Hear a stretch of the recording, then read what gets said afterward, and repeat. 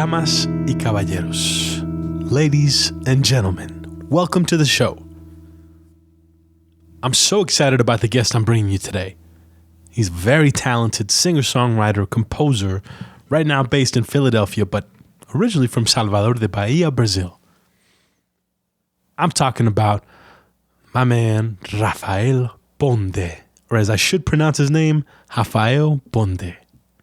We had the opportunity to meet some years ago through our mutual friend that happened to play saxophone on both of our records.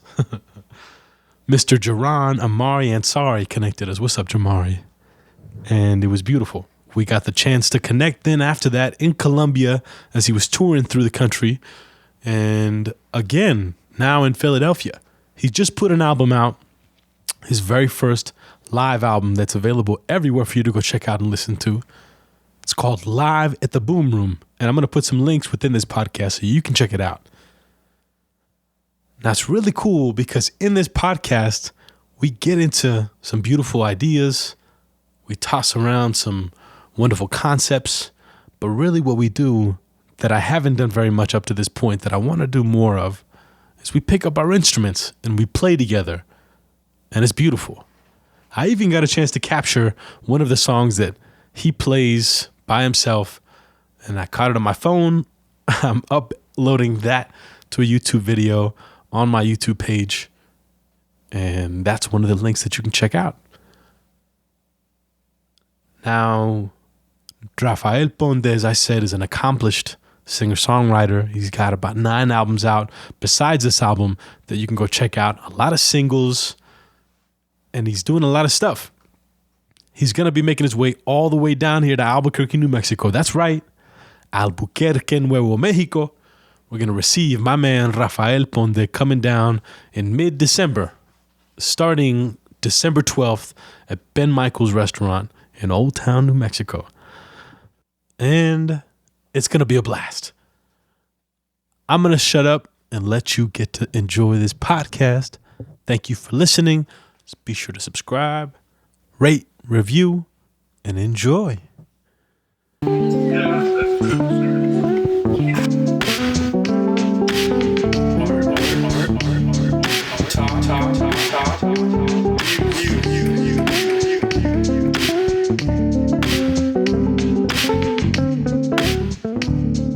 Hey, Sole.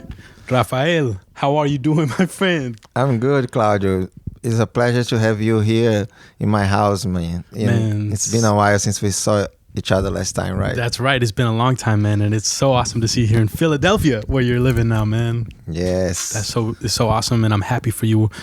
When I initially saw you move out here, a year and a half ago, you said, right? Yes, a year and a half ago. By the way, you guys are talking to Rafael Ponde. It's a pleasure. Hola, Rafael, como dicen en Brasil. Yes. And it's such a pleasure to have you on Art Talk Music, man. You are such a vibrant figure that I met many years ago in New Orleans through our good friend Jaran. Yes. Amari Ansari. Amari Ansari, wonderful player, man, sax player, amazing saxophonist that played on both of our records. Yes. Isn't that funny? Yes. I remember you told me in February when I saw you about the track that he played on, and it like makes you tear up. And it did the same thing when he played on one of my songs and the solo that he took on soprano saxophone on one of my songs. It was, yeah. Amazing. He's a special person, man. You know. Yeah, he's has amazing. A special way of playing with people, and we were just talking about how he was just on the Jimmy Kimmel show the other night, man. Yes, how that's awesome! Amazing, yeah. It's awesome to see our friends doing great stuff and like going on the road, but beyond going on the road, like playing on TV, on national TV. Yeah, being exposed to a lot of people through TV. Yeah, it's powerful, man. It's inspiring because we're all reaching and we're all working hard at what we love to do, and that's true. Yeah, bro. So what have you been up to since I met you, bro? Well, I met you in New Orleans and you had just put out United. Tell me the album's name. United Americas of Sounds. Beautiful fucking album that people need to get. I'm going to put links so people can find your website and get to purchase that album through this. And I recommend everyone goes and checks that out. But what have you been up to since then? You released that 2015? Yeah, I released the album 2015. And I consider it a great mark of my career since it was the first album that I recorded here. Yeah. And then it was a special project because we had I came here in 2014 with a grant from Brazilian government. Yeah. And at that time was very good to be here because I was very disencouraging about music in Brazil. I Yeah? was the scene there was not very good. Not so many places to play. Mhm. Not a lot of recognition for the work I was doing for a long time. Yes. So I was very sad about that. And then happened this opportunity to come here, invited by this great friend in Yeah. 2014. So I came, and everything happened since then. I've been playing a lot. I've been meeting people. I've been developing my career here in the United States. Mm. And I'm very glad of that. I want to give this message for people that they never have to forsake their dreams. That's right. That's right. You have to keep on going. That's right. And so in 2014, as I said, I came with a grant from the government of Bahia. We did a tour from Florida to New York. Wow. And then in 2015, I said to myself, oh, what a nice experience. Why don't I go deeper in that and try to go there and do an album this time instead of just a tour? Yes. So then I applied for another grant, this time in the federal government.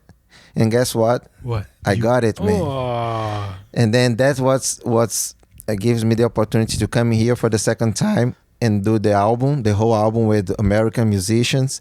And then also, the interesting thing about this album is that I have musicians from all over the place, all over the Americas playing. Yes. And also in the music itself, it's a product of all the musics merging, mingling, Yes. because I have like a lot of fusion rhythms. Yes. And also it's natural when you put people from different like countries playing together, this kind of things always happen, right? It's gonna be like a blending also, A right? blending of different styles. So that is this album is about, United Americas of Sounds. I'm very happy.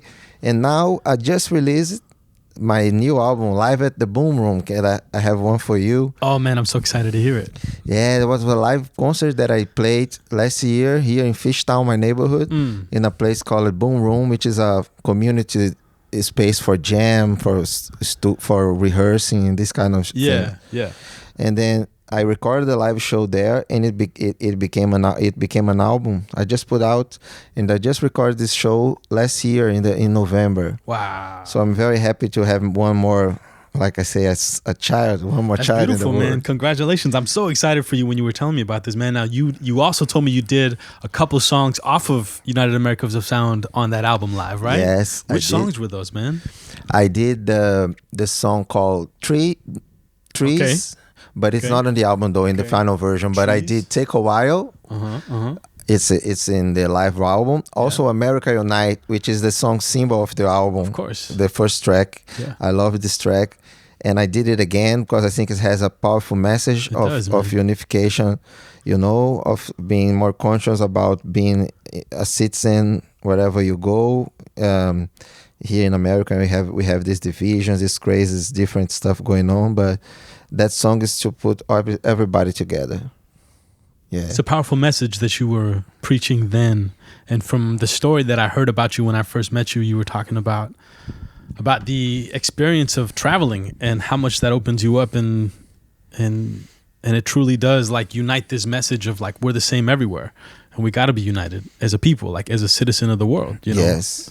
And it is a powerful message. I hope you. I mean, I hope you understand that that's your responsibility to play that song throughout the rest of your life now, because that's your song. Pleasure, you know what I'm saying? Because like some people relate. I mean, people talk about how comedians or musicians are different because when you go hear a comedian out live, they're always doing new material. And even though singers certainly move through their career, when you go hear the Rolling Stones, you don't want to hear their new music. You want to hear their old classic favorite song that you heard growing up. Yeah, and there's that connection with people, not just of a song that they loved, but literally the very first time that a person hears a song, it creates new neural pathways in your brain that make the experience of that song photogenic. Because when you hear that song, it transports you back to the place you were when you first heard that song.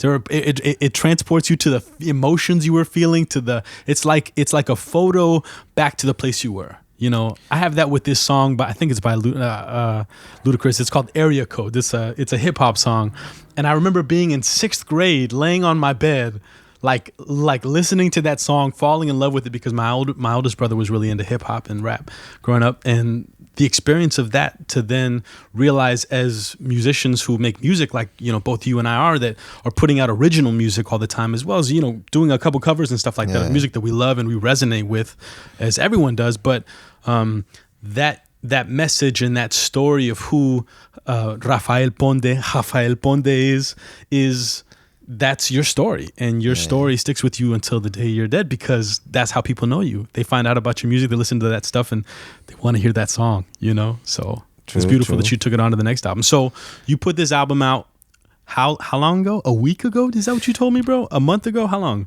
It's like this album. Yeah, how recently did you put this most recent, the Live at the Boom Room? Yeah, so at the beginning last year, I started to put it out as singles. So January, beautiful. January this year, I put the first single, and then February another one, and then March another one, and then April another one, and then I stopped.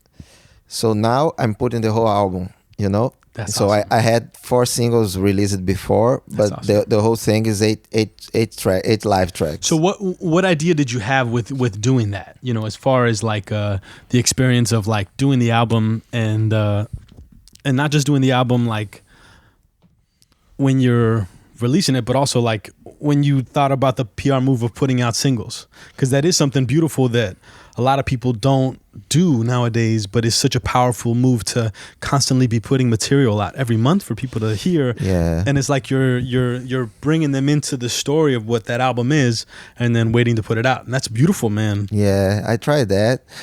I did that actually. And is this the first time you did it? Yeah, first time I did it with an album. Yes. Yeah.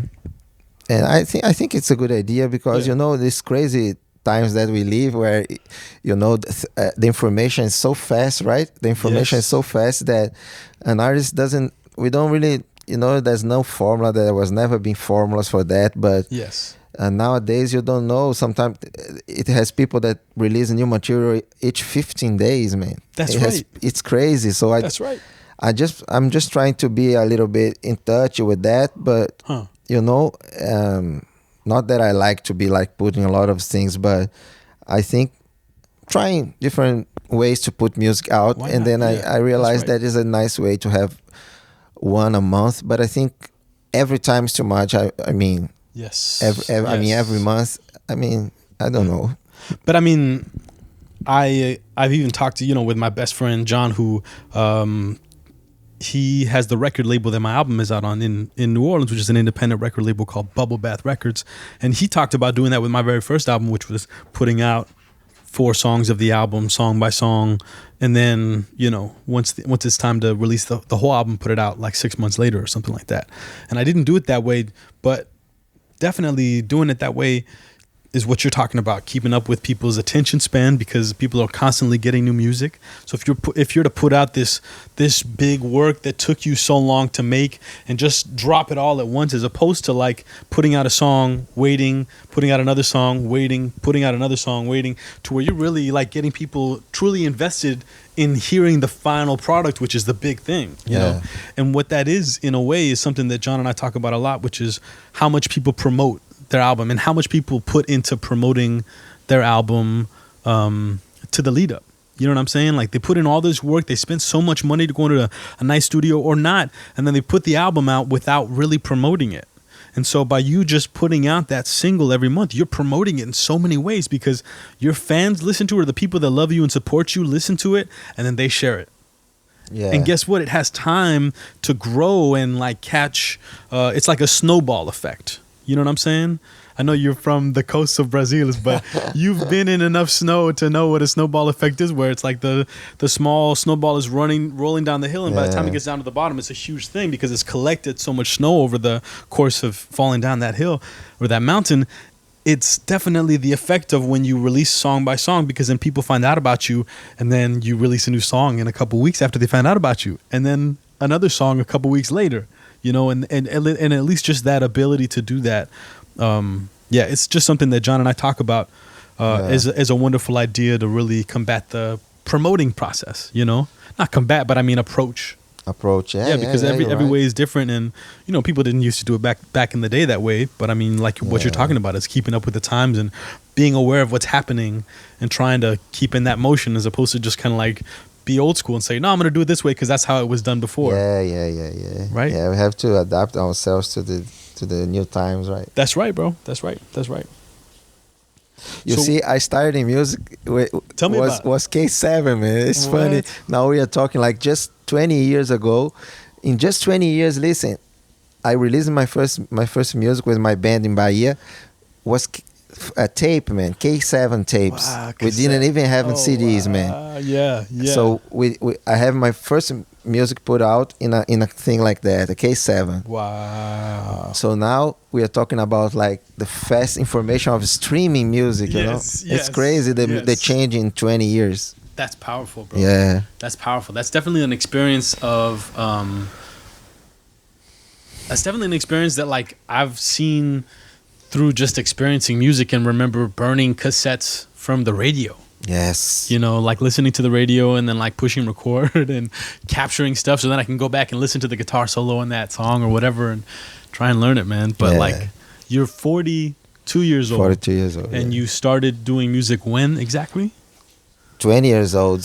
20 in a reggae band in my hometown. But when did you first get into playing the guitar?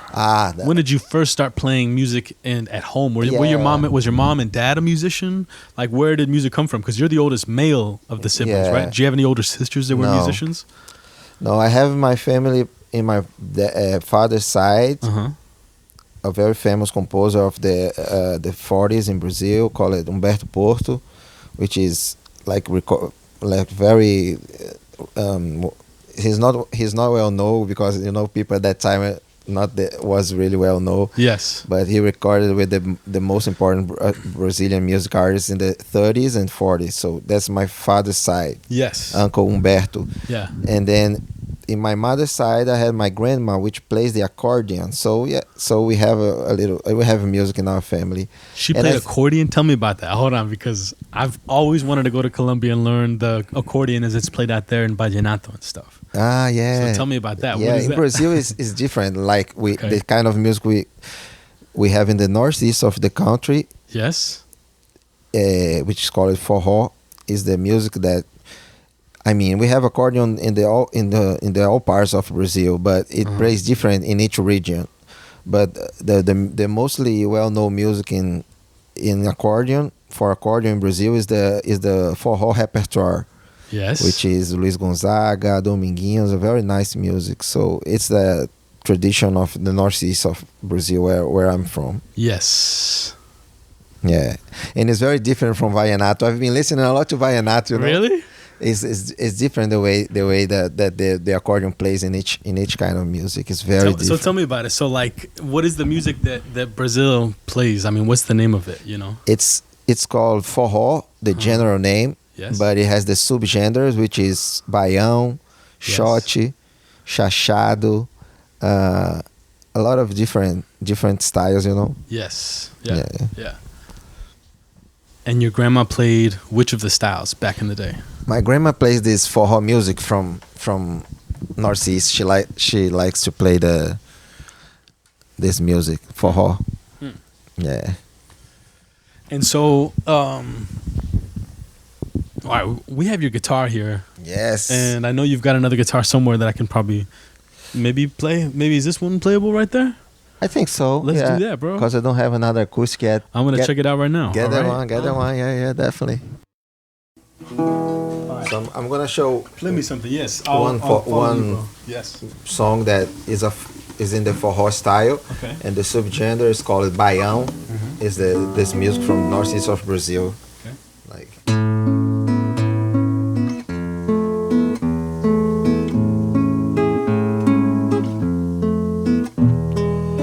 Saraueira, araueira,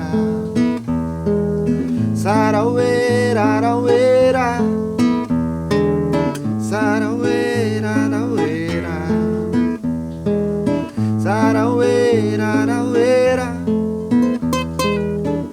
Caminhando na trilha eu começo a canção. Na vereda de barro, vale do Capão.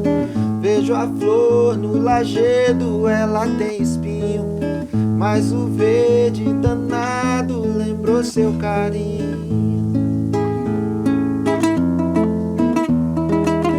Pula pedra, cachoeira, escorrega na ladeira, vou seguindo o meu caminho pra não me perder. Saraueira, araueira, saraueira, araueira, saraueira, araueira,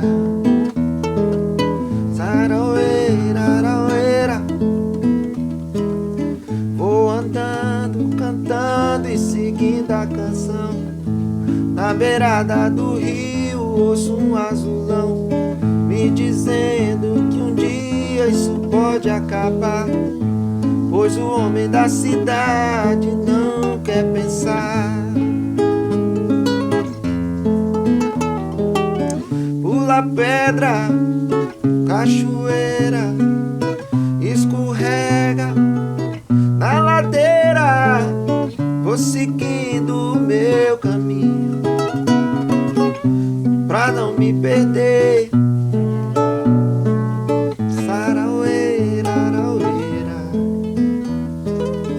saraueira, araueira,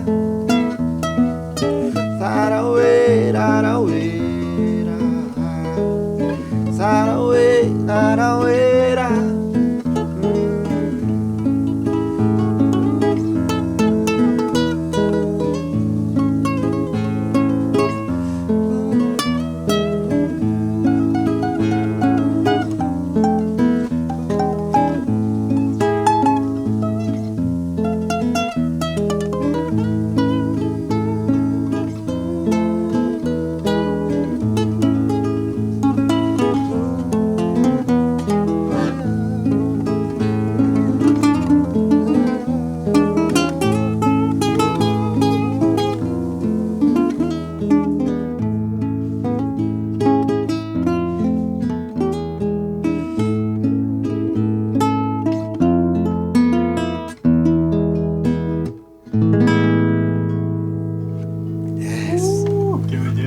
Thanks, Claudio. That's gorgeous, bro. Thanks, bro.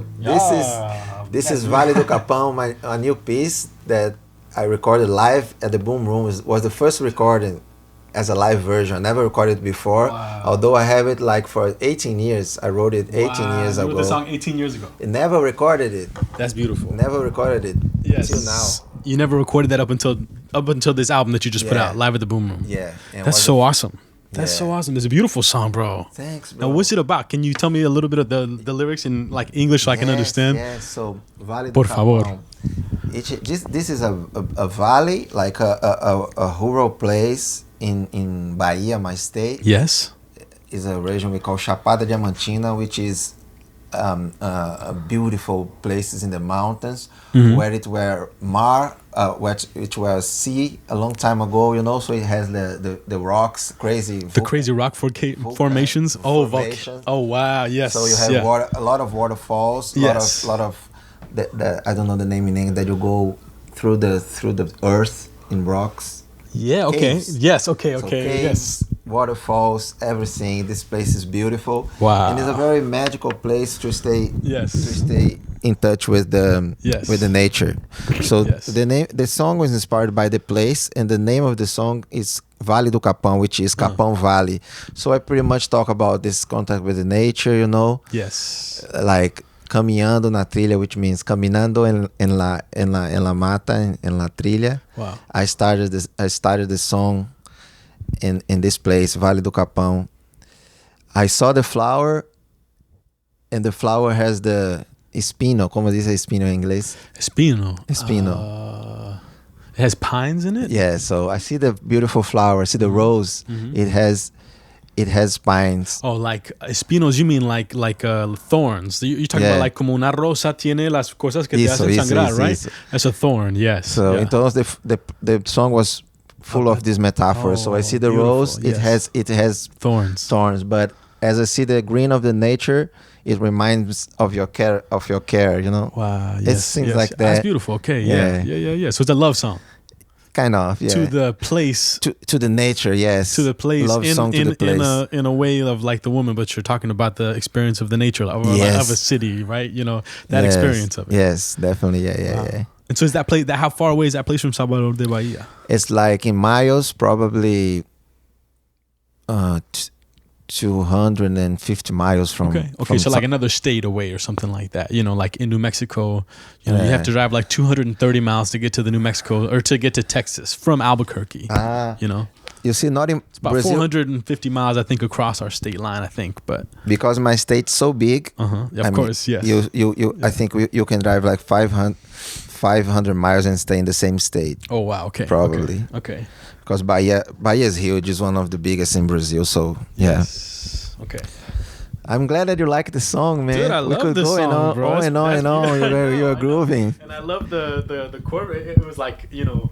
Yeah. You play those chords in a way that it's sneaky, you know. It's like you don't think that that's what you're playing, and then I'm like, oh, that's what he's. Oh, that's beautiful, man. Like that harmony is just, it's so nice. Thanks, bro. That's my way of songwriting. You know, I've been writing songs. You know, I never studied music in school. You never studied music. Never studied. All right, so tell me the story about your relationship with music. You had music in your blood from your family. Yeah, from my family. And so when did you pick up a guitar? Was a guitar first instrument you picked up? I picked at probably 15 years old, and I started. But the connection was so strong that I remember being in the first 5 months that I started to play.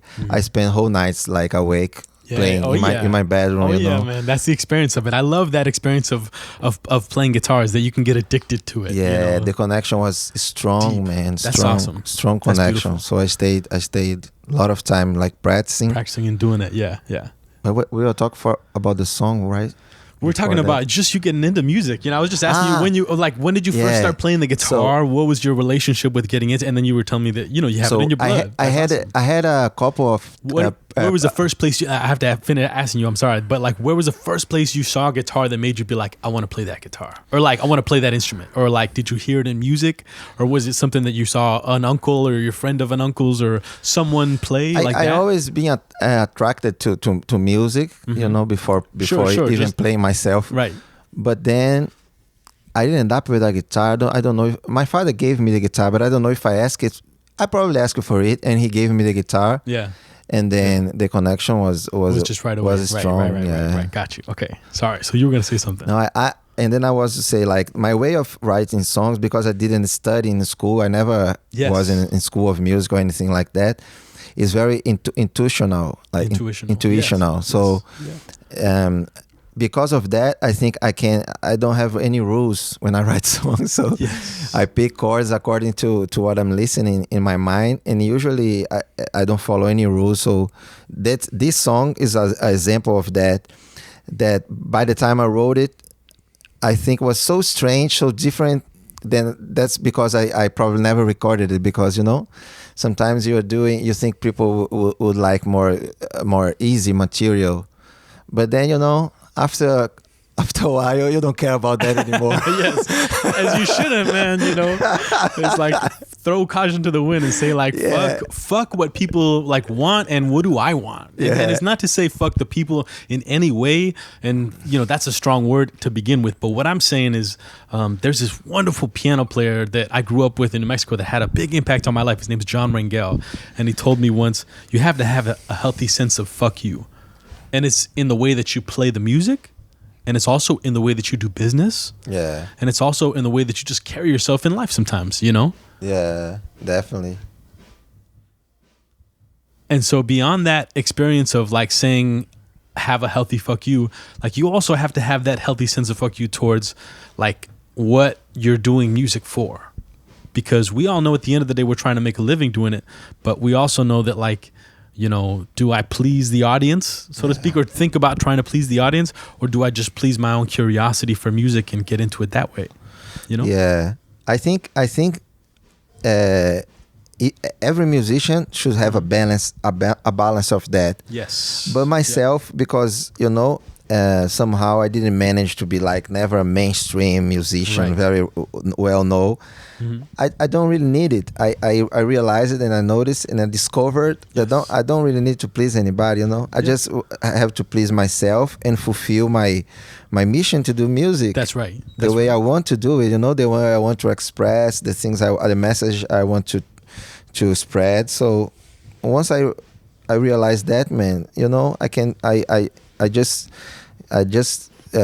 leave my spirit free to do everything I want. As you should, my friend, and as we all ought to as artists, because if you're not truly responding to your own like heart and, you know, inner voices, you know, not to say that we're schizophrenic, but definitely to experience music, you have to like, you know, tune in, right? Yes, definitely. Yeah.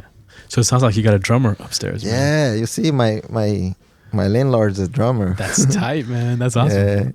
Is it disturbed or it's okay? I mean, it's cool. We can, we can probably take a break here in a little while and maybe see about doing something. But we're good right now, man. We're chilling. I don't think it's that loud, is it? I don't think so. Yeah, but do you want to do a break and then see? Yeah, let's do a little break real quick, my man. So we're back with Rafael. Aquí estamos. Rafael. Now, Brazil, that's a Brazilian thing. There's no R ever, right? It's Royce Gracie. Yeah. That's it. Okay, so we got started with Facebook Live on your Facebook Live back up before we actually press record here and play the whole song and stuff. So we're gonna get to playing another song to get back into it, and then we'll talk some more about everything that's been happening with you in the album. A little bit more about the album, bro. So look at the album. It's over there facing. Oh, that's beautiful, bro. Let me see. I want to see it. You got to put it in front of the of that Facebook Live video, man.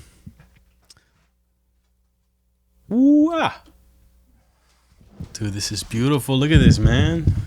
That's just the lighting from the room, man. I thought it was some filter you guys put on the photo there. That's beautiful, man. You know what? There's no overdubs, no edits. Yeah, man, it's a real thing. Believe me. I love it. No, I wasn't even talking about that. I was talking about the album artwork with the filter that you have for the colors right here. Oh, yeah. But you're right. There is nothing overdubbed or nothing, people. You're going to get some real shit from that Rafael. Is real music, man. Rafael Ponde right here. No. Live at the Boom Room. I mean, no overdubs, no edits. Man. Yeah. Hope you like, man. Oh my gosh. Are you kidding me, man? Is the Pope Catholic?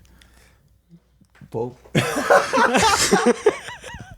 You asked me, you said, come on now. This is beautiful, bro. Look at this, man. Yes. The song we just that was played. the song that we played earlier, man. Gosh. Love is Stronger Than Pride. Take a While. Blaken. Yeah, that's two classics. Love Stronger Than Pride is a Sade song, classic that I love. Yes. And Where's the Love is the one recorded by Roberta Flack and Donny Hathaway that I love too. So that's beautiful. The only two covers that I have. The rest of it is original material. I love it, man. I love it. And you recorded it November 27th of 2017. Yes. All right, so why don't we play something else off of this, man? What else do you want to get on, man? Let's set song up of this the mics one? over here. Let's do America Unite Together, man. America Unite Together. Yeah, that's the second track. Let's do that.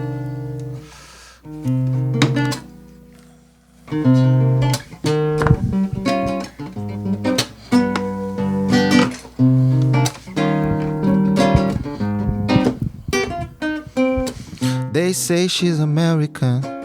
Where does that leave me? Did she claim the whole damn strand of land for one paw straight through? What makes an American? Is it the food?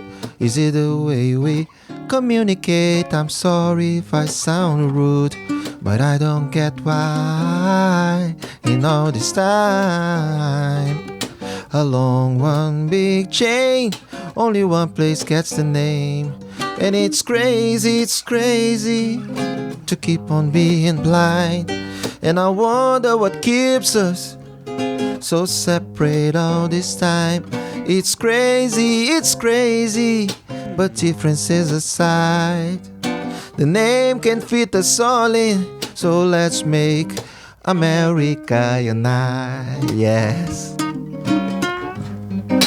America unite. Yeah, America unite. Yeah, yes, America unite. America, they say she's America, so I am too. I like the way you sound, I like your food. So play me a song in your special style, and I'll sing along and I'll learn to count the beats. Beat, beat, beat, beat, beat, beat. She'd pick a family before an orphanage, and she chooses that she's only American if I am too. And it's crazy to keep on being blind. And I wonder what keeps us so separate all this time. It's crazy, but differences aside, the name can fit us all in. So let's make America unite. Yes, Claudio. Let's make America unite. America unite. Let's make America unite. America unite. America unite.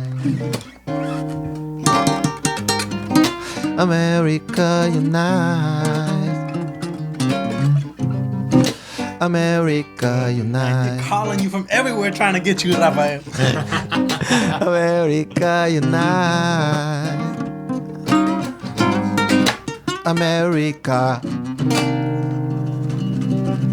Woo!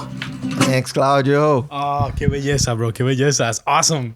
That's I recorded it in a different way though than the United Americans of Sounds. Okay. I put it a samba reggae taste in it for the live version. You're gonna see. I like it, man. I'm excited to hear it, bro. Enjoy. All right, so we're gonna take a pause real quick and just kind of attend to everything real quick, and then well, actually, why don't you just play a little? I'm not even gonna stop it. Why do I have to stop it, man? Why are you trying to stop it, bro? Why stop, bro? Why don't you play me a little something real quick, my man? All right. I would love to hear something, and I'm gonna set this mic up so we can get a little better sound of both of you.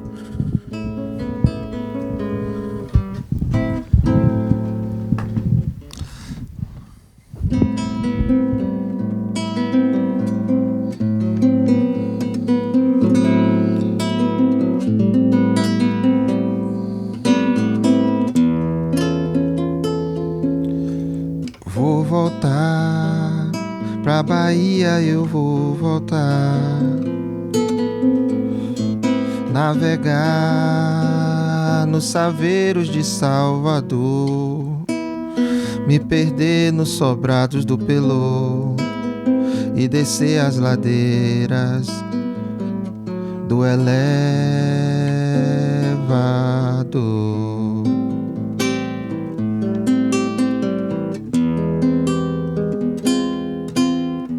Vou sonhar, vou encher o Abaeté, devagar no Bonfim encontrar a fé. Vou seguindo o carnaval até quarta-feira de cinzas na Praça da Sé.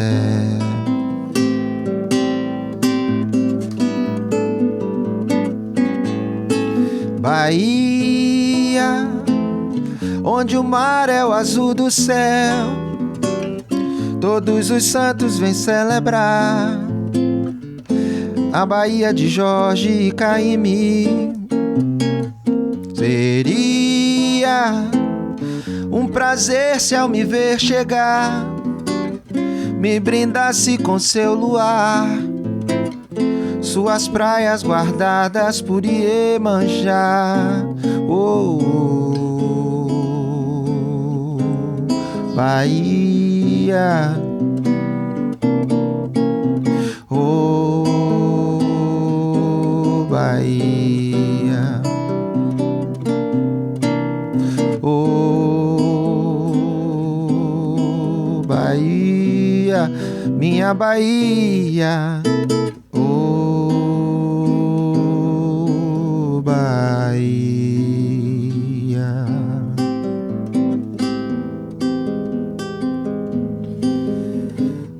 Vou voltar pra Bahia, eu vou voltar. Navegar nos saveiros de Salvador, me perder nos sobrados do Pelô e descer as ladeiras do elevador.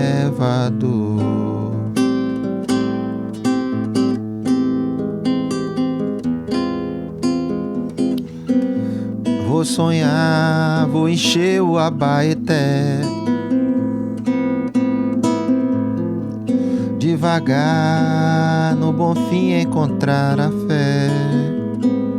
Vou seguindo o carnaval até quarta-feira de cinzas na Praça da Sé.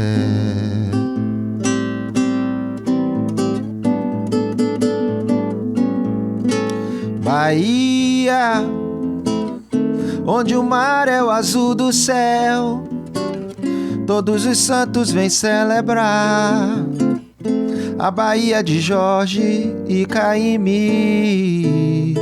Seria um prazer se ao me ver chegar, me brindasse com seu luar, suas praias guardadas por Iemanjá. Oh, Bahia, oh, Bahia, oh, Bahia, oh, Bahia.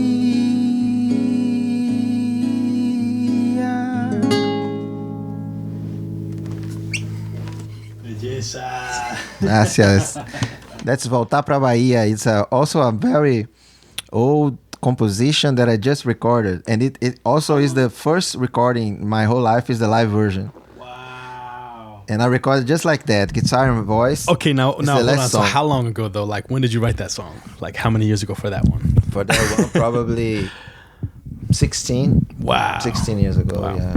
16. That's beautiful, man. That's inspiring for me to hear because I have songs like that too. And the songs that came out on my album were songs that I had for over 10 years that I had been, not just like I had and I wrote and I didn't record them or do anything with them. It was like I hadn't finished writing them until all those years had passed, and I let it sit like a fine wine and just said, yes, it's right. It's ripe. It's the perfect time to pick it and capture it. Even though I've only put out one album, but I'm saying, I know I have songs. I have so many songs like that now, or really they're ideas, I guess, until they're really fully formed. I don't know. You know, that's kind of a conversation for that. But yeah, my man. Yeah, I think the music is like what you said, like wine. You know, you put it. You have to wait for them to be ready to go out. Sometimes you write something, but it's not the moment that for it to go out. You know? It's not the right time for it to do right that. time. Right. Yeah. Yes. Much more for us that do real, honest music. You know, we don't do music for the market, so that's right. We don't have the obligation to put music out. So we just have to put the best in the right time. That's right, bro. That's right. We are our own filter, our own person that says, nope, not yet. No, not yet. But I mean, whatever. It's beautiful to hear you, bro, and beautiful to to know that you're working your butt off since you've gotten here, even within the first half year that you were here, because you recorded this November, right? November, yeah.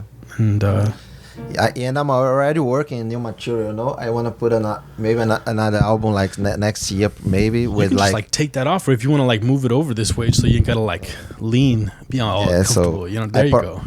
I'm recording new material, and I probably put an album next year. Nice with new material only. Probably. Yes, that sounds great, man. Yeah. Thanks, bro. So tell me, the first album, United Americas of Sound, you recorded that in Florida, if I'm not mistaken, right? Or where did you record that? All Florida? Or this album was, like I told you, it was a project that I got the grant from the federal government after I came in 2014. So it was for Gainesville, Florida, or was it for just the place that you initially went to? Yeah, that was I went to the same place, but this time I brought with me a amazing musical producer that lives in Salvador, Bahia, but he's from Sweden. Actually, he's amazing.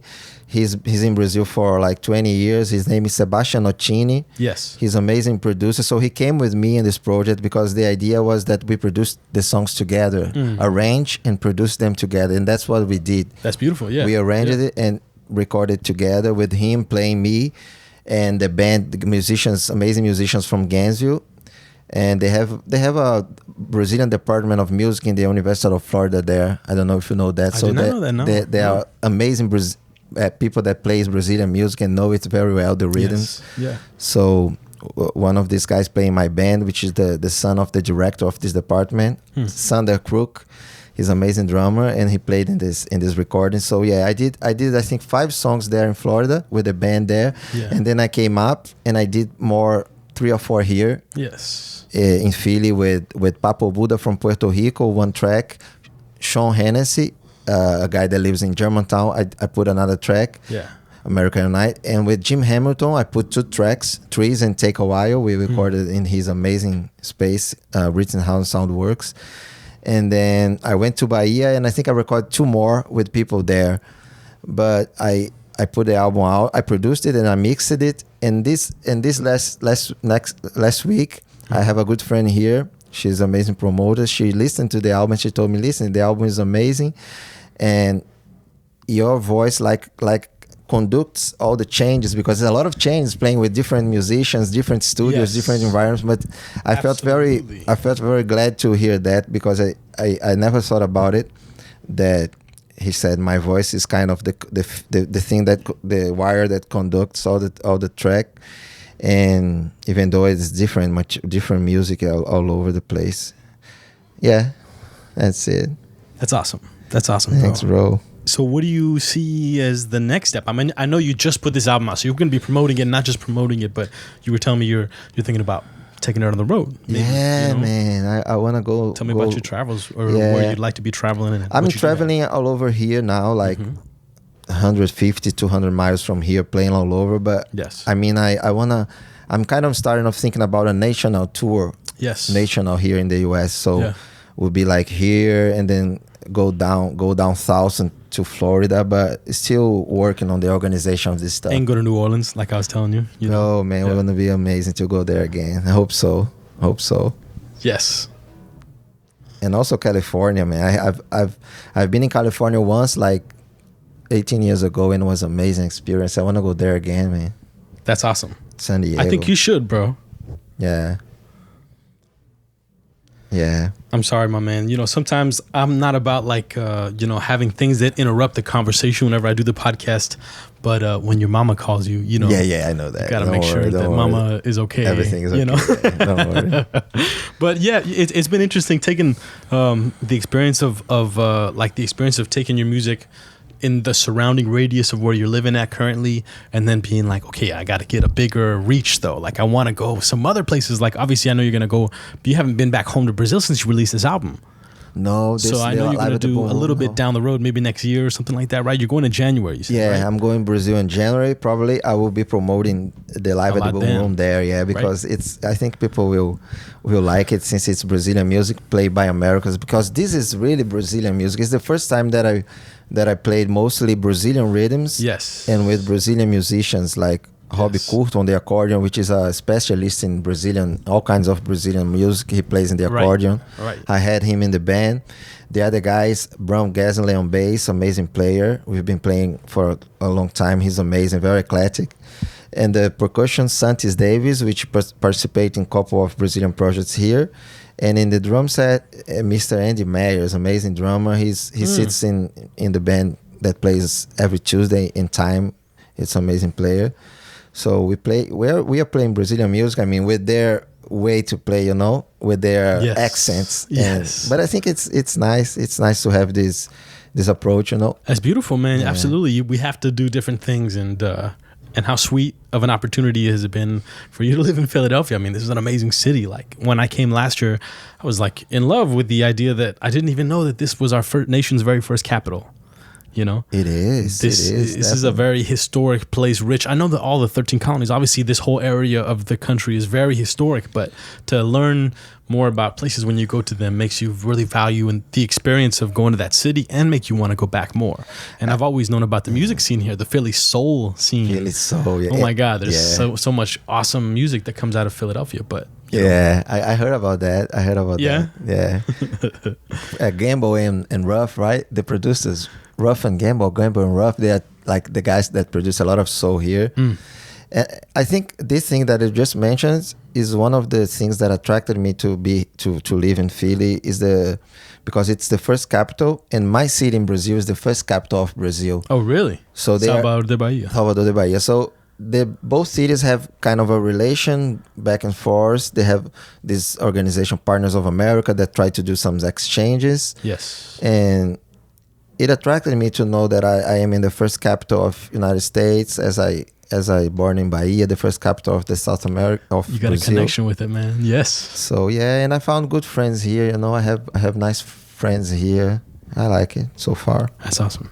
I remember I admired that about you a couple of years ago when you were in Colombia, that you were really looking forward to Cartagena, or had loved. I think you might have already been to Cartagena, but you talked about the relationship with the port cities, and them being Cartagena as well as Salvador de Bahia being the two biggest entry points. Yeah, definitely. You know, Cartagena and Bahia is totally. Cartagena and Salvador cities, is totally related, man. Yes. Cartagena is the first Spanish port in the continent, and Salvador the first Portuguese. Yes. So yeah. Yes. Yeah.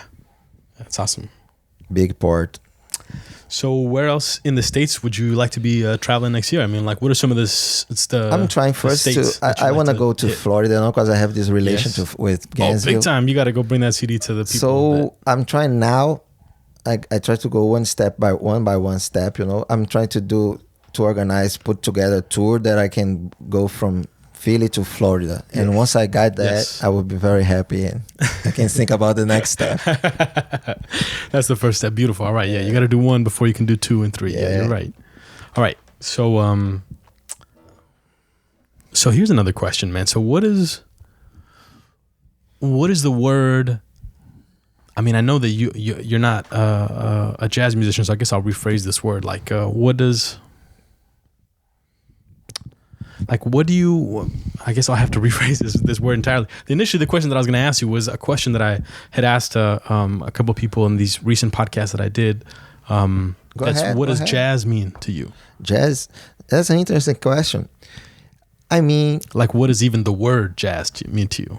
More so than even like the genre, all of it. You know what I'm saying? Etymologically, I really don't know what the word jazz means, but what I can tell about jazz is that it's an art form, beautiful, came from this unification of the Creoles, right, and the black people from down south, from New Orleans. That's right. And as it is a thing that means freedom, really, to me, you know, because freedom in everything is an inspiration to have freedom in your life and in your music and everywhere, freedom and in unification, because this music, man, that was one day was rejected by society, you know, came from this low class people, blacks and Creoles, and then became the highly expression of the country. Yeah, our only true art form that we've given to the world. Yeah. So okay. Yes. So in this sense, I think this music is very special, and really I see jazz ahead from music. I don't even think about music when I think in jazz. Jazz for me is a freedom, is a freedom of being, freedom of spirit, and I think it inspires us in this sense, you know. Yeah. That's beautiful. Pretty much. and I mean, I have a lot of jazz in my playing because, as I was told for you earlier, I didn't study music. So whatever I do is jazz. You know, I know that because I am free all the time and I play whatever I want, whatever makes sense to my ear, I play. And I know it's not in the rule, but it sounds beautiful. And that's what jazz is about, you know. Even though I'm not a jazz musician, but jazz is in me and you, and everybody, right? Yeah, man. That's an awesome answer. Yeah. And here I was not going to ask you that. No, man. No, I think it's important. A powerful question. The reason I was going to ask it was because I was talking with this great bass player in New York, and he was telling me about this book called Notes and Tones. And that book is by this great trumpet player. I believe he's a trumpet player. I'm going to be knocked by a couple of the jazz community members if I get that incorrect. But go ahead. He had this book that he put out called Notes and Tones, of basically conversations with other jazz musicians who were friends of his. You know what I'm saying? And he would ask them all these questions that, you would get from a regular interview whenever you talk to, John Coltrane or Miles Davis or whatever, but he was a friend of theirs. So the conversation that he would get to have with them was not in any way or capacity a formal interview to where like the people are given, they're not talking to that interviewer in the same way that they would be to one of their friends, one of their homies. You know what I mean? I understand. And so that was kind of the reason these guys brought up the book and stuff like that. But then beyond that, it was like the book, he said that one of the theme questions that he asks him through the book, or that he asks not them, but all of the musicians in the book that he interviews or that he documents, he asks them, what does jazz mean to you? And that was why I asked you the question, But I mean, then I was like, well, shit, you're not a jazz musician. What is it? But that was the most beautiful answer that I could have even thought of, bro. So thank you for that, man. And thanks a lot. And I really believe that. And if people had more knowledge about jazz, society will be better, because jazz is about different people living together in peace. That's right. Harmony and love, right? That is so right. People from different, in the beginning and still today, all over the world, people play reggae and from different backgrounds, different economic class or whatever. So jazz really puts people together, I think. That's right, it does, man. That's right. And it's also a language that you get to speak around the world, because... Yeah. I mean, even though you might or might not be a jazz musician, I mean, like once you do start playing the idiom of jazzes and like, some songs that are called in the jazz world, then you can go anywhere in the world and be like, Girl from Ipanema, which obviously if you didn't know as a Brazilian musician, you'd probably be shunned. But I'm saying, All of Me or Autumn Leaves, you know what I'm saying? You go to Japan and you can talk to someone that you don't speak the same language as them, but just by saying that word, you're able to all of a sudden have a musical conversation that then bonds the two of you. But and you know what? I just correct something that I said. All right. I said twice, I think, that I didn't study music, but I mean formally. It's important to make this distinction, because I've been studying music my whole life and researching music and studying by myself. What I meant is that I didn't go to school to learn music. That's right. That's the difference, because people can hear me saying that and get it wrong. And be like, what? Yes. And get it wrong. No, I've been doing a lot of study and research, but by my own. You study almost harder than people that go to academic school, because then they just do the research, or they do the homework that is put upon them, and then they're like, okay, I'm done. Yeah. You just keep going, right? I don't know. Anyways, the question I wanted to ask you was about travel, man.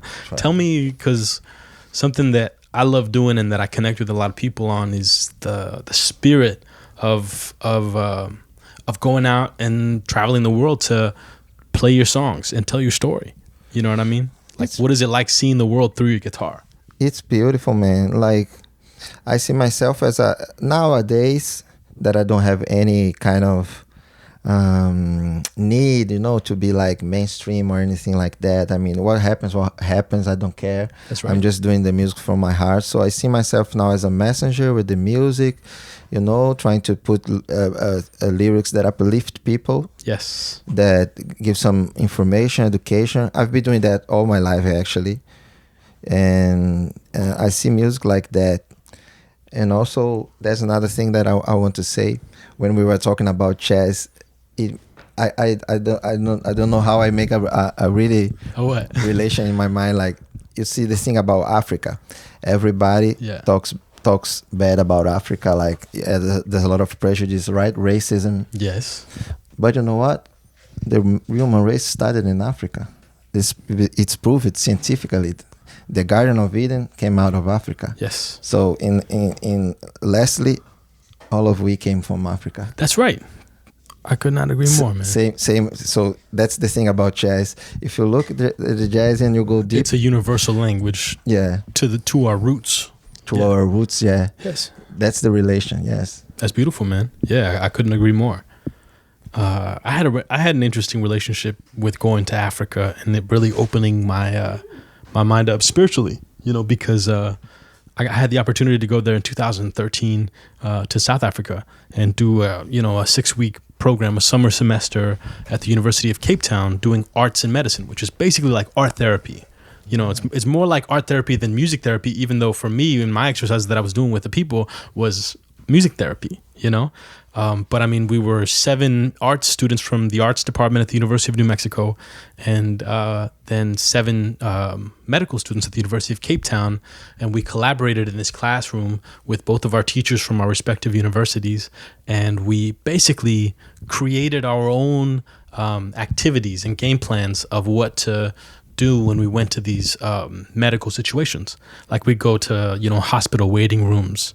We'd go to hospice care units where old people were, you know, as a priest said it, they were at the bus station waiting to get picked up. You know, they're old people that are terminally ill that are gonna pass soon. Or you know, we went to children's HIV clinics and AIDS clinics and did so much, so many different like medical opportunities to basically go in there with our instruments or with our art journals or, you know, whatever experience we had for the people, and we would interact with them.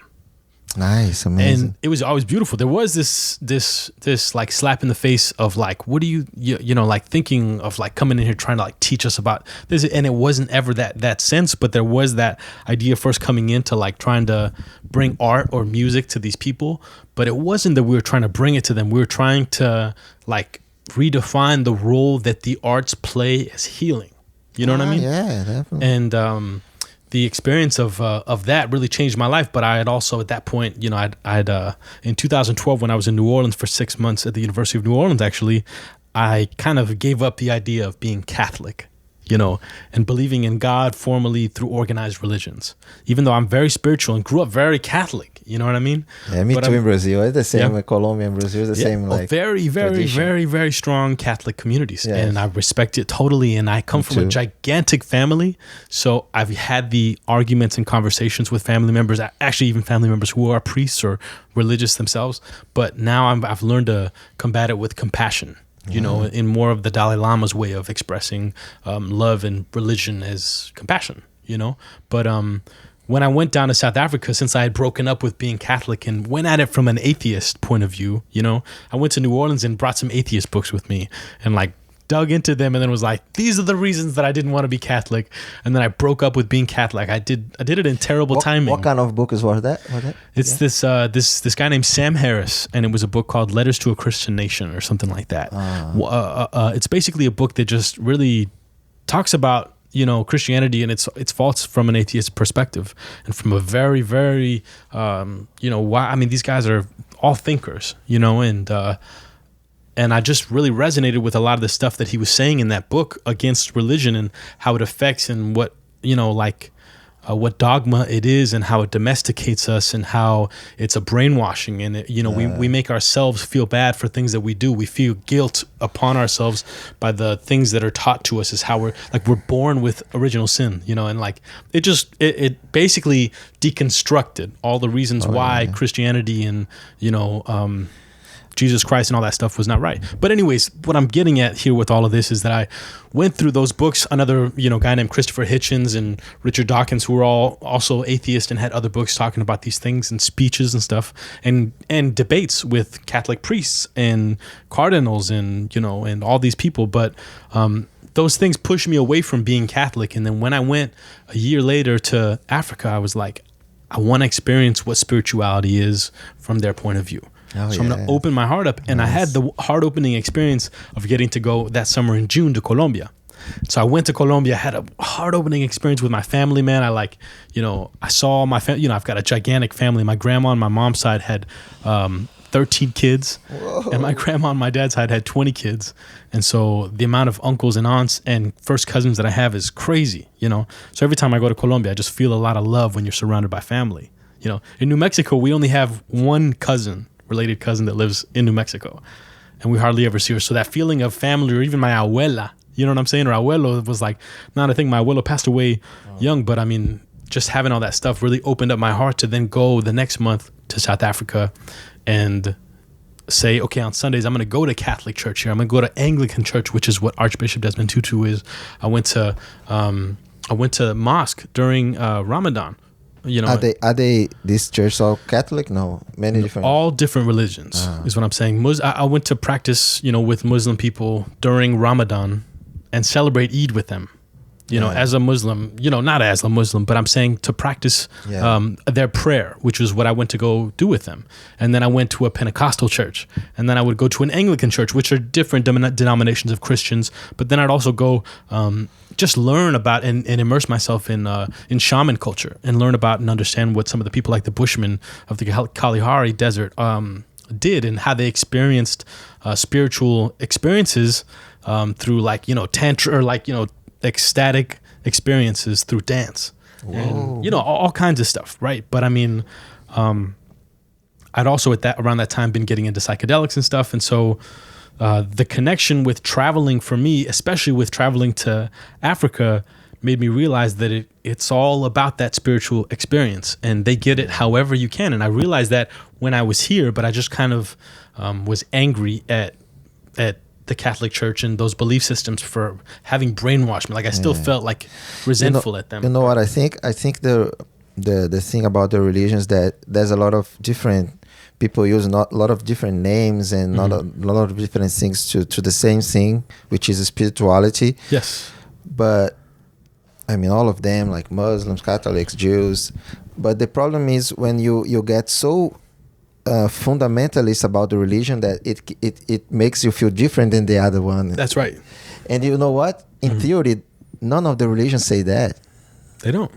They say that you have to love your brother even though he's different than you. They do, but the Catholic Church does very explicitly, and Christian churches do explicitly say the only way to heaven is through Jesus Christ. Yeah. And by saying that, they totally knock out all other religions. What they're saying is that someone around the world that never heard the name Jesus Christ ever in their life and lived an incredibly moral and beautiful life and did amazing things for their community and died, you're telling me because they never heard the word Jesus or never heard a Bible, they're going to die and go to hell? No. And I can fuck up my whole life and be a terrible person, and right before I die, run to Jesus and say, I'm sorry for everything I did. Please let me into the doors and I'll be saved. How fair is that, right? I don't mean to get into a religious conversation, but that was the experience that also turned me off from religions, as well as where they did say, this is the way and the other ways are not. I have this song on my album called Deep Mystical Telepathy. And that song by the Beatles called Lucy in the Sky with Diamonds? Yeah. And you know how it refers to the LSD, the psychedelic? Well, my song refers to a psychedelic that did that for me too. And one of the lyrics in the song says, it says something along the lines of like, there's not just one way to believe. Like, don't tell me that, Oh, yeah, I understand that. And it's that way of saying still, that all of the religions, first of all, Judaism and Christianity and Islam are all praising Allah. They're all the same God. They're all, from the same tradition. And so the idea of like us being all separate is like, we're not all separate. All of our religions have so many more things similar to each other and to spirituality and stuff than they have differences. I don't believe also Jesus in his words said that we should we only go to God through him. I don't believe that. I think maybe I don't think Jesus said that either. But I do know that the Bible and the churches do preach that. You know what I'm saying? I agree with you that the word of Jesus was written 100, or however many years after he actually died. You know what I'm saying? So it's all telephone. You know what I'm saying? And the craziest thing about it is that the church that found him, the country that found the Catholic Church, is the same that killed him. Have him killed. They killed him. Yeah. So that doesn't make sense to believe in church. Church. There's religion is not inside a temple, man. Never will be. It's in your heart. You know what I'm saying? And it's in the nature. In your heart. It's in the now. Yeah. And that's something else. My song says, I'm not trying to toot my own horn in any way, but I just truly firmly believe these things as a spiritual practice. And my quote unquote religion, if you say you have to have one, I don't think even the word, I think that word, and I think even the word God has been misused. Yeah. And we can take it back and have a new meaning for it, but the connotation of being connected to things is something, I mean, I don't know. At the end of the song, even I say, basically it's, choose love, not fear, and that's, anyways, that's all I truly believe about. But I do understand, and I agree with you. Like, religions have been putting people apart, even though it shouldn't. It shouldn't. Yeah, that's right, man. You know, and I respect what people say. I got to get better at that, man. I just had a conversation last night with my sister where I'm still a hothead. You know what I'm saying? Like, I could have been a great lawyer. I love arguing, and I love researching to know what I'm saying and really back it up. But I mean, like, why are you going to argue with your sister? You know what I'm saying? Your sister just had a beautiful moment where she was happy and something wonderful happened in her life. And I was like, grr, why you got to use that word God? You know, it's like, shut up, you know. I can learn to have compassion in that moment a little more too, right? So it's all a learning experience and a growing experience every day. Man. Yeah, because everybody thinks about God in a different way. Yes, and it's good. It's good that it's like that. Imagine if everyone in the planet thought about have God as the same concept. The exact same thing, right? It's gonna be crazy. I don't know. That's not right. It's not right. Yeah. So tell me, Rafael. I'm still not gonna get it, bro. I'm practicing. In Portuguese, it's Rafael. Rafael. That's Portuguese. Rafael. Yes. Rafael. That's the Portuguese, pronunciation. Rafael. Yes. Bro, I still want to go. After I met you, I was like, I want to go down to Brazil, man. I want to go. So at some point, I'm gonna make it down there, and you're gonna be the first person I'm gonna call. Yeah, you're gonna enjoy it, bro. If I'm there, you can stay there, man. No problem. Yeah, I appreciate that, man. In that case, I'm definitely gonna plan it around you being there. I'm gonna be there in January, next January until exciting. March. 2 months this year. That's awesome. 2 months there. But January to March is like my big art season. Remember, I was telling you I'm doing the art thing. And so I'm going to be in Florida as well as then driving all the way from Florida to California. Whoa. And so you're a hero, man. Nah, man, not a hero. Just a driving fiend. I love it, man. You know, I love getting on the road and seeing the world through your car window. One thing I'm gonna do though is once I start making some money doing the things that I love as opposed to working a 9-to-5 job, so I'm gonna buy myself a convertible car. Because the experience of like when you ride a motorcycle even or a bicycle even where you do not have anything in front of you, you're just seeing the beautiful amazing thing as you're moving swiftly down the roadway. That's a good idea, man. Yo. It doesn't even have to be a new car. It can be an old beat up car, So what tell me about what the creative process is like for you when you're writing, man. Like, I know a lot of people say that every time that they write a song it's different, but like what is the songwriting process for you? In my case it's the same. I because I do like I do the melody, the chords, and I do the lyrics. So I have different ways to do it. Sometimes the lyrics first, sometimes the melody, sometimes the chords. Yeah. I don't have but pretty much I do. When you see a song with just my name, it's because I did everything, and it is everything come together. It's when everything come together. Yeah. When I work by myself, I'm writing songs and singing for me, by myself. But when I work with a partner, it's always different. Depends on the partner, depends what they do. Sometimes they give me lyrics, sometimes they give me melodies. So, but when I'm doing by myself, I do at the same time. You do it all together. Yeah, like I start to sing something, and then I'm start to think about what I'm saying, and get the feeling, get the inspiration, the feeling, what I want to say.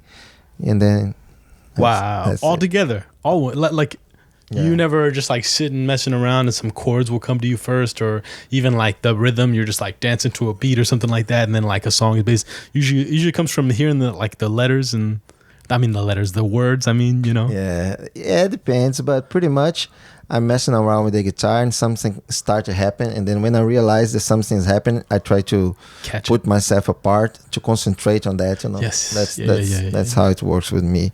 And then, do you sit with the song? Like, do you not leave it side until it's done, or like how's that? Pretty much, yeah. Yeah. Sometimes I record what I have, and then I continue later. Sometimes I like to finish it if I'm feeling very inspired. Yes, yeah. And I like to finish right away. Yeah. That's awesome. Okay, so when you do collaborate with other people, what is your What has been your least fun experience with collaborating with somebody? Less fun experience? Yeah. Less? Like your worst experience working with somebody, like when someone was a diva and they were like, here's the songs, like, I need you to figure something out, and they're like singing out of tune, and like, I had a weird experience with a friend, man. He was my good partner for a long time. Great partner in music, doing a lot of songwriting together. Yeah. Long years. But then once we were working together in a song, and I was producing the song right in their computer over there. Right. I was producing the song. I was getting this vision about how I wanted the song to sound. And then he was helping me with this process because he also has his opinions in producing. And we were doing together like work. We are doing like, we had a great song and now we are producing it. So then after a while I had to came to here, and then he asked me if I could leave him the song, like give him the tracks for him to continue to finish it, finish or something like that. Yeah. And the right away in the moment I said, no, I would like to do it this way we are doing. Like I'm keeping it, and when we have time we do it together and tal. Yeah. And then I said it to him, and he, after hearing that, he cut like the relationship with me. What? Yeah. Really? And then I thought a little bit like in the other day I wrote him to say, listen, okay, I can leave you the song and you can work by yourself while I'm. But then I was blocked, man, all over the place. I couldn't even communicate with him. Wow. So then I said, no, this person doesn't. It doesn't deserve my friendship. So. No, man, someone that's like that and is gonna do it like that. That's not. Yeah. Cool. But he was so. You think he was so upset about the song and you not wanting to give it to him so he can go mess with it and do it? Yeah, because you know what, he was. What do you think he was just like, starting why? producing. He didn't even have he didn't know how to operate a software like a producing tool. Yeah.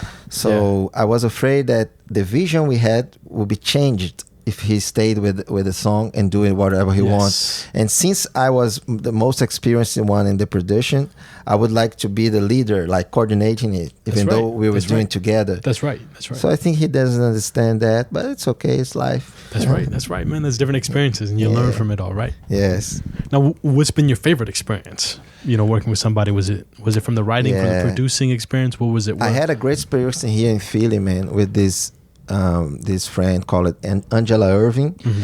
He wrote 3 lyrics for songs of mine in the United Americas of Sound. He wrote lyrics for Trees, Take a While, and America Unite. And the process was amazing. Like I had these 3 songs. I had the song ready with no lyrics, which is very different for me, but I do. I had like these melodies, the chord changes, everything going great.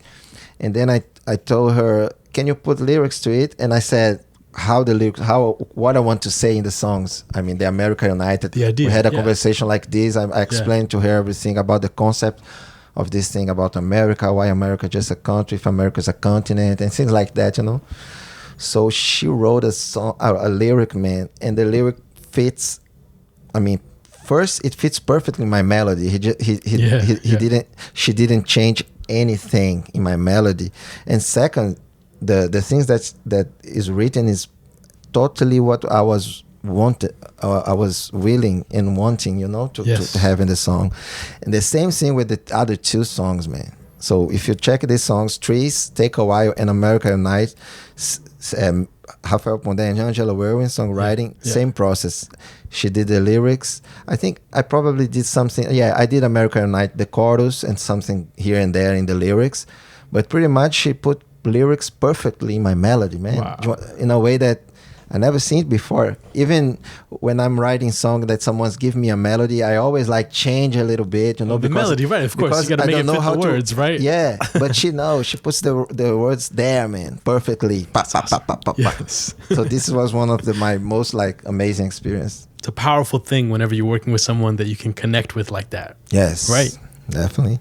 Have you been in contact with her since you came back to the States and stuff like that? It's been a while since we talk. She's very oriental. Like Eastern way. She practices yoga. She doesn't. She's not in any social media. She's very Oh yeah. Okay. reserved Wow. and Yes. isolated even.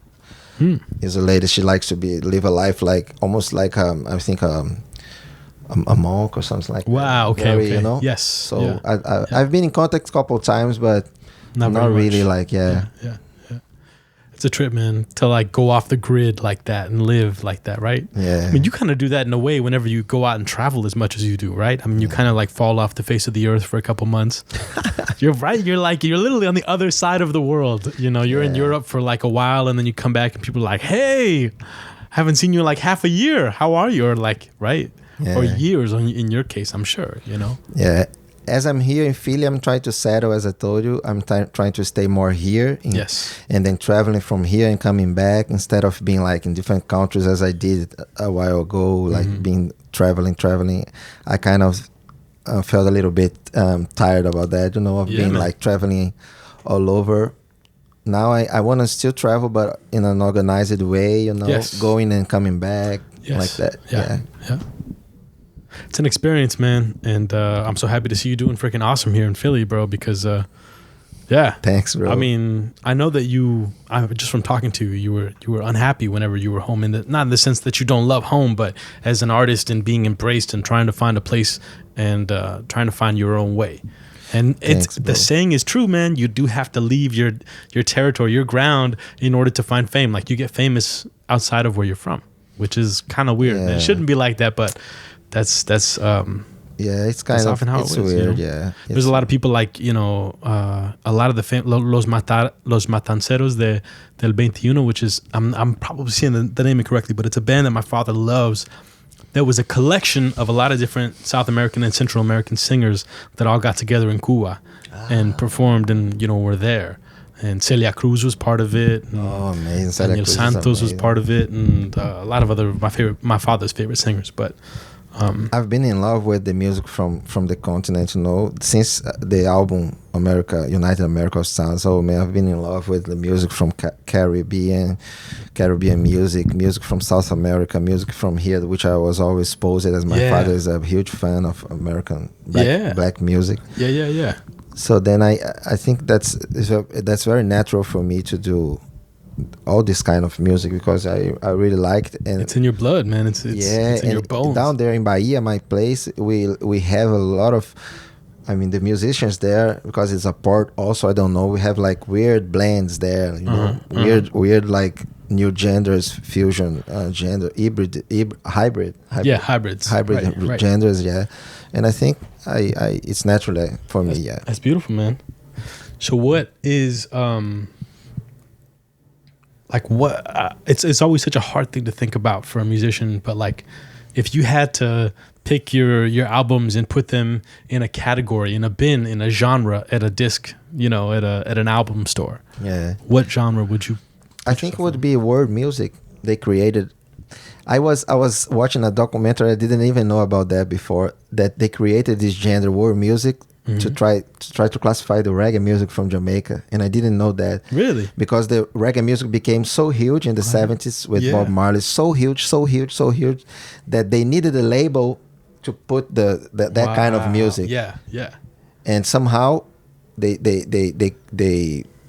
came out with this world music. Wow. To label what Bob Marley was doing, but after that, world music became all the musics that are from the world and are not like traditional rhythms from North America, or it's a thing to label music from different parts of the world and mostly from third world countries. Wow. Yeah, that's what world music is. That's interesting. I had no idea about that either, that it started with reggae, and then from reggae made its own bin. Because reggae was huge, so big, yeah. So then after reggae, like everything that came out after reggae, like reggae meaning this weird music for the time, but it became huge. And then now people have this label that they can put different musics from different parts of the world, from Africa, and into this label, right, to sell it in a global market. Yeah. Sure, man, totally. So I think I would be in this genre, world music. It's awesome. Yeah. Do you see yourself Do you see yourself always like doing the trio linguistic albums? You know, the trilingual albums, I should say. Yes. From now on, I think so, because once I toured in Spain and in South America, You picked up a lot of fans. That are Spanish people that right? like Spanish. So yeah, I've been doing. Even though in this album I don't have Spanish. On this one? In this one, no. Just English and English Portuguese? And Portuguese, yeah. But the last one had one song in Spanish. And yeah, for sure I'm going to record in Spanish, yeah. It's just something I think about a lot, because my first album's all in English, but my next album, I'm absolutely going to do some songs in Spanish as well as English. And like, why not? Because that's where my family's from. That's directly my blood, my ancestry. I'm first generation American, but like the music that's in my veins comes from my father, my uncles, and from my grandma and my great grandma even. And so to really, you know, get into that stuff, I dream about the day that I'm able to move down to Colombia for 6 months or even 3 months just to go be down there. You know, I think your country is so beautiful, man. I traveled there all over. It's a beautiful country. It just like Brazil in terms of diversity. Yes. But in a small, like a small country, but it has the same, like, compared to Brazil, all the countries in South America are similar, right? But you have in Colombia the same diversity along the regions, the different regions that we have in Brazil, even though we are a big country, but you have the same thing inside a small country. But that's what mesmerized me about Colombia is how you have like totally different environments in the region. Right. That's right. And we're Brazil is just like that. Yeah, man. Yeah, it's just like that. Yeah. I look forward to it, man. I look forward to going down to Brazil and getting some Portuguese songs on my album. It's gonna take a long time though. You have to start, man. Friend. I know you got to start somewhere. You know, they say the best way to learn a language is to sleep with it. Really? Sleep with it. You never heard that? No. I try to read books and lyrics. I learn mostly my English, like that's reading books. And that's the real way to learn it. I was just joking about sleep. They're saying sleeping with it is get a girlfriend that's speaking that language. Makes sense. You know, makes sense. Because then she's talking to you always in that language, right? And you're around it always. Get it, yeah. And she turns you on to music, like what you're talking about, or even movies that you guys watch together and stuff. But yeah, I think your battery ran out over there. Actually, let's take a little pause. Yeah, okay. Do a little bathroom break, and we'll be right back. We are live here. All right. Now, wrapping up this interview, bro, I'm first of all, thank you again for being on Art Talk Music, man. It's so great to talk to you, to play with you, to hear you and hear about what you've been up to since you moved here and what else is coming up, you know. Thanks, my friend. It was my pleasure. I greet all the people that are going to listen to us in the Art Talk Music. Art Talk Music. That's right. I greet you guys to listen to it and support Claudio in its beautiful podcast. Hey, thank you, my friend. Thank you. So tell me what you got coming up. I know you said you're going to Brazil in January. You've been working around here as well as like getting to promote it. You got some shows coming up here, right? You got a show next. Yeah, I got a show September 20th here in Philly in a nice project sponsored by Live Nation Concerts. It's gonna be in Dilworth Park, which is the prefect, the mayor here, the mayor's house. Yeah. Wow. So we're gonna play in the project there called Live Lunch, which will be in the noon until 1:30. September 20th at noon. Beautiful. Yeah. Awesome, my friend. And that's the next show. I have a couple things. Cape May. I have this Saturday in Cape May. My duo concert with Hobby Curto. We're gonna play September 15th, Iron Craft House, Cape May, me and Hobby Curto. I love it, bro. That's awesome. Thanks, bro. And people can check my music on Facebook, Instagram, Rafael Ponde, and also my website, rafaelponde.com.br. Beautiful, man. I'm going to put links into all of that so that the people can check it out as well, man. So how about we wrap up with a song, my man? Let's play one more song from maybe from the album or something new or whatever you want to play. Let's get into it. Let's do we'll set these a new up. song, yeah. Do it.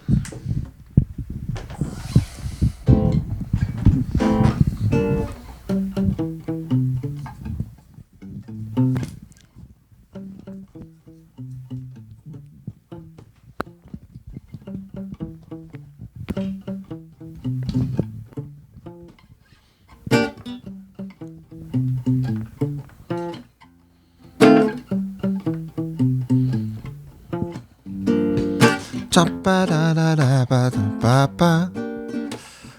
Da-ba-da-ba-da-ba-da-ba-ba. Ba-ba-da-ba-da-ba-da-ba-ba. Ba-ba-da-ba-da.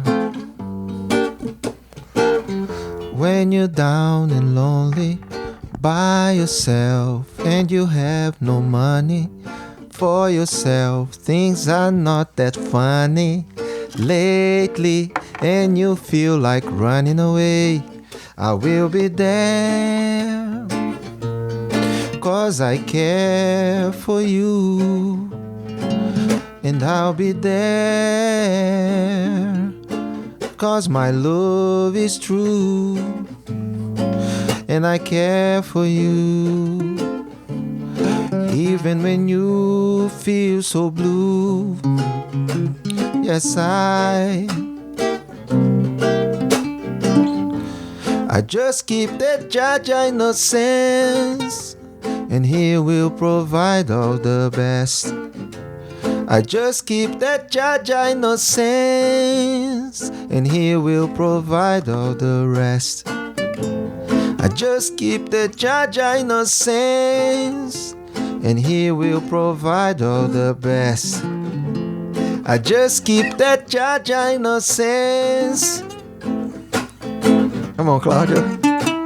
Sa-pa-da-pa-da-ba-da-ba-ba. Sa-pa-da-pa-da-ba-da-ba-ba. Sa-pa-da-pa-da-ba-da-ba. Sa-pa-da-pa-da. When you're down and lonely by yourself and you have no money for yourself, things are not that funny lately and you feel like running away, I will be there, because I care for you, and I'll be there, because my love is true. You know I care for you, even when you feel so blue. Yes, I do. Just keep that Jaja innocence, and He will provide all the best. Just keep that Jaja innocence, and He will provide. Listen to that. Just keep the Jaja innocence, and He will provide all the best. Just keep the Jaja innocence. Go ahead, Claudio. Sa-pa-da-ba-do-we. Sa-pa-da-pa-da-pa-do-we. Sa-pa-da-pa-da-pa-do-we. Sa-pa-da-pa-da-pa-do-we. Sa-da, sa-pa-da-pa-da-pa-do-we. Sa-pa-da-pa-da-pa-do-we. Sa-pa-da-pa-da-pa-do-we. Sa-pa-da-pa-da-pa-do-we. Just keep the Jaja innocence, and He will provide all the best. Yes, belleza, bro. Okay, thanks, bro. Awesome. This is an old song, man. Just wrote it. That's a new song. Last week. Fresh and new. I love it, bro. I love it. Thanks, bro. Thank you for blessing me with that, my man, and thank you for being on Bar Talk Music. Jaja innocence, people. Ciao, man. Until the next one, bro, because we're definitely gonna get into part 2, my man. Okay. Thanks, man. Thank you, my man. It's such a pleasure, my man. Thank you, Rafael. Rafael Ponde, Brazil. Salvador, Bahia, Brazil. In the house, out from Philadelphia. Thank you. That was the podcast. Thank you for listening. Once again, I encourage you to go listen to Live at the Boom Room by checking that link right there in the description of this podcast. It's available everywhere to purchase, as well as check out his website. And all you Albuquerque peeps, keep an eye out for that show we're going to do starting the 12th of December at Ben Michael's Restaurant, and more to be announced. Thank you for listening.